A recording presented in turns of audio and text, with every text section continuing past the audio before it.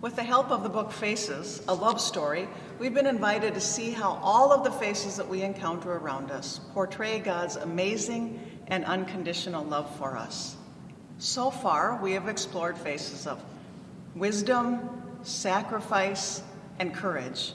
Tonight, we're going to look at the face of empathy. Empathy is a word that we use often, but I wonder sometimes how well we really know the depth of its meaning. Simply speaking, empathy is the ability to share and understand the feelings and emotions of someone else. Again, the ability to share and understand the feelings and emotions of someone else. Empathy has the added dimension of communicating to someone else that they are not alone. Sometimes this might mean that you literally say to someone, "You're not alone. I understand how you're feeling." And at other times it can mean saying nothing at all and instead simply sitting with someone so that they can literally feel and experience that they are not alone. Empathy does not mean to listen to someone's experience and to respond with some kind of carefully crafted suggestions or new ideas for them that could potentially fix their situation or at least respond the way that you would respond. Instead, empathy requires us to simply be with someone. It requires us to listen so that we can understand their perspective, to refrain from passing judgment, to recognize when we have felt that emotion that they're describing, and then to affirm their feelings and communicate with them about when you've experienced that emotion before. Empathy is to walk alongside of someone else and not to assume that you are the one that knows the way or that there is only one right way to go, but instead to be okay moving at their speed wherever they need to go. Oftentimes, empathy and sympathy get lumped together as the same thing. But in reality, experts believe that empathy actually fuels connection, while sympathy drives disconnection. Empathy is a skill. It's a skill that brings people together and makes people feel included as we work to experience someone else's situation. And the key there is experience, because the difference with sympathy is the desire to understand someone else's situation. So the difference between understanding by experience and understanding by knowing is a cognitive difference. And sometimes when we use the word sympathy, it can separate us from somebody else, and it can create an uneven power dynamic and lead to someone feeling even more isolated and potentially disconnected. This is unfortunate, of course, because most of the time when somebody is feeling sympathetic towards someone or feeling bad for someone, it's coming from a place of good intentions. Dr. Brene Brown is a social scientist who speaks frequently on the importance of empathy in building relationships. And she created a short animated film that shows the difference between empathy and sympathy. In the video, there's a person who's at the bottom of a hole, and a friend walks by and sees them and immediately climbs down to the hole to be with them, and even says to the person in the bottom, "Hey, I know what it's like to be down here, and you're not alone." And they sit there together. This response is empathy. In the next scene, the same person is in the hole once again, and this time their friend stands at the top of the hole and looks down into the hole. The first thing they do is see if there's anything that the person in the hole might need, maybe a sandwich or something else to tide them over. And then they start to offer suggestions about how that person could potentially get themselves out of the hole. Maybe it's a rope they need, or maybe if they worked hard enough, they could pull themselves up, or potentially just wait for some help. This response shows sympathy. In both cases, the friend reached out, but in the example of empathy, the person actually joined them in the hole and didn't bother to try to suggest quick fixes or minimize the situation. Our scriptures are full of examples of Jesus showing empathy. He often sets aside his own agendas or his own plans and simply sits with the people that he encounters. This is especially the case with people that were viewed as outsiders in his time.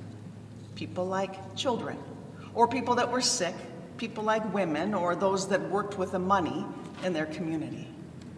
Listen to this story from John's Gospel of Jesus, showing empathy to Mary after she told him that her brother Lazarus had died. And it's from John 11:32 through 35. When Mary came where Jesus was and saw him, she knelt at his feet and said to him, "Lord, if you had been here, my brother would not have died." When Jesus saw her weeping, and the Jews who came with her also weeping, he was greatly disturbed in spirit and deeply moved. He said, "Where have you laid him?" And they said to him, "Lord, come and see." Jesus began to weep. I can almost picture Jesus climbing down into the hole to sit next to Mary as she grieved the loss of her brother. He could have said, "You're right, Mary, it hurts when you lose someone that you love. Can I bring you something? Maybe a hot dish or some Kleenex while you sit here and cry?" He could have corrected her assumption that if he had been there, something would have been different, so that maybe Mary wouldn't be mad at him and their relationship could be salvaged. But instead, Jesus recognized her pain, and he simply sat with her, and together they grieved. While it's likely true that Mary could have used a Kleenex at that moment, what she needed even more is precisely what Jesus offered, and that was empathy, a true connection in her pain. When we are on the receiving end of that connection, we feel listened to. We feel like our story and our experiences have value, and we feel like we matter. And in those moments, we experience the face of Christ revealed in the person that bothers to climb down into the hole and sit alongside of us.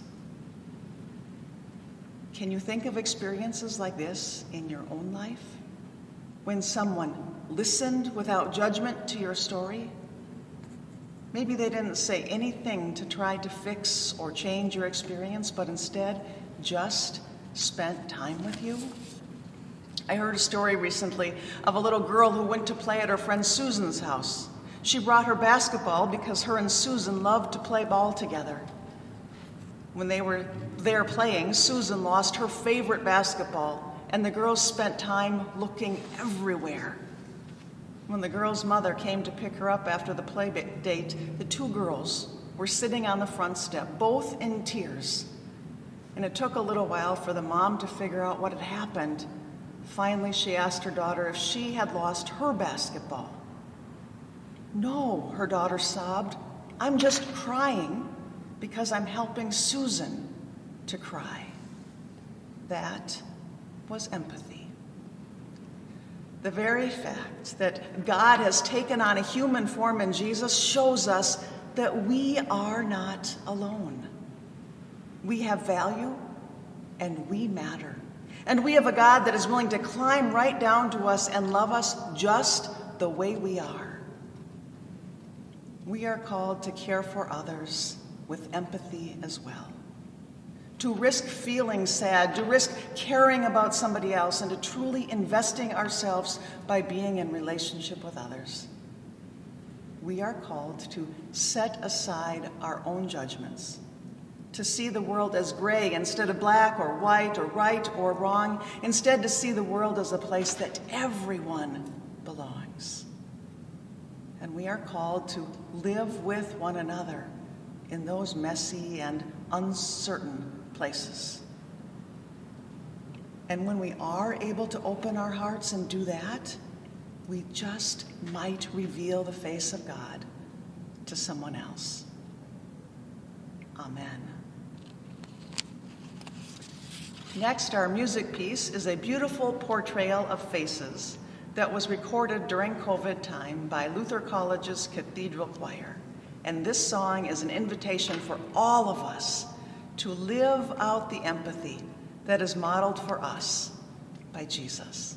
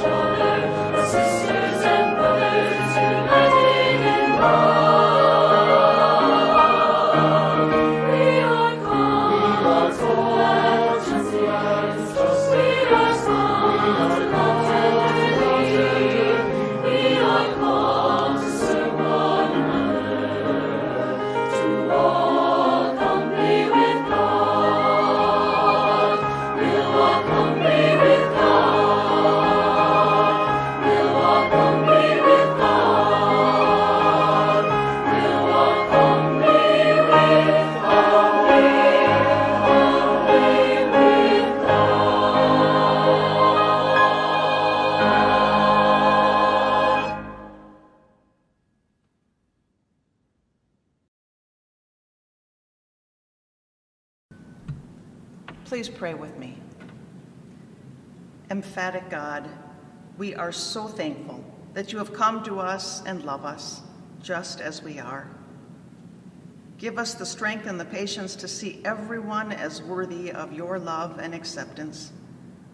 Challenge our tightly held beliefs that some people belong while others should remain outsiders. And continue to stir within us a love that makes a difference in the world. Amen. And now receive the blessing. God is the artist who has created all of our faces. Every face that you see, may your face reflect the image of God today. Amen.